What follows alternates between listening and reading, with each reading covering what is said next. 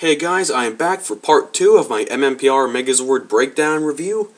Today I'm going to be reviewing possibly 2 of my most favorite dinosaurs throughout the whole MMPR era. I'm of course talking about good old Pterodactyl, and my number 1 dinosaur in my book, good old Tyrannosaurus. Basically I chose to review these 2 separately because, you know, these 2 are, really good, especially good old T-Rex over there. He's good. And Pterodactyl, it's like, okay, thumbs up. Well, let's first talk about Pterodactyl. Pterodactyl, it's actually almost about, and I say almost, about the same length of the 1993 Pterodactyl, or so I think. I'm not sure. But I have heard from a couple other people is that 1993 and 2010 pterodactyls are about roughly the same height. Yeah, about the same height, almost the same width, but 1993 is a lot wider. Yeah. Again, just like the 1993 version, the cannons can form the feet for the pterodactyl, if you want, you know, so that way it can, like, stand up on its own 2 feet, or cannons. And, he actually, well, she actually looks good. But I actually am a little disappointed in these, stickers, which I seem to have applied. If you can see that, I actually did a really poor job adding in those stickers. Especially that one, as you can see. It is crooked. I am just really upset about that. But hey, it's not my fault. I had to sneeze when I was putting them on, so it's not my fault. But anyway, on the back here, you can see that there is no more color. It is a gray. Gray as well. I don't know what else is gray besides these wings.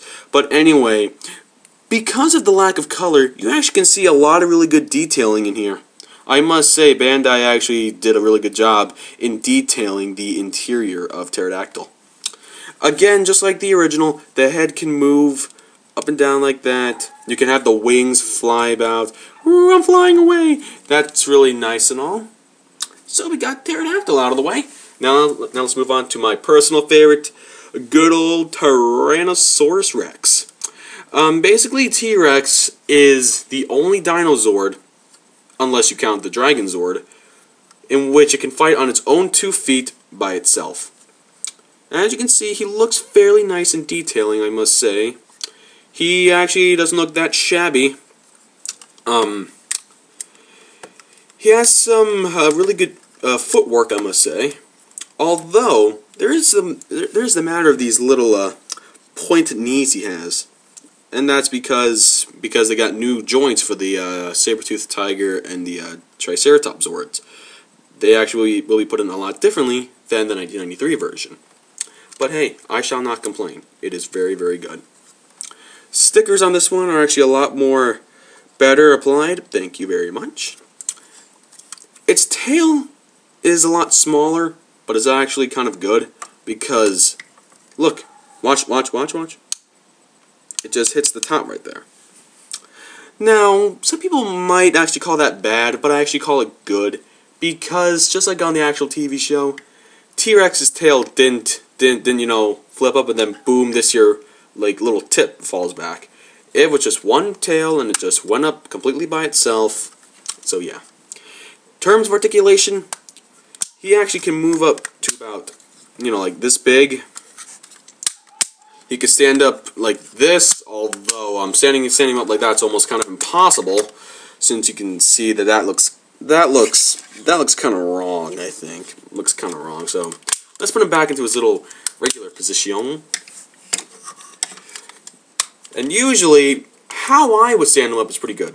What I would do is take his feet and his tail connected here, and then you stand him up like that. Of course, it looks a little crooked, but hey, it works.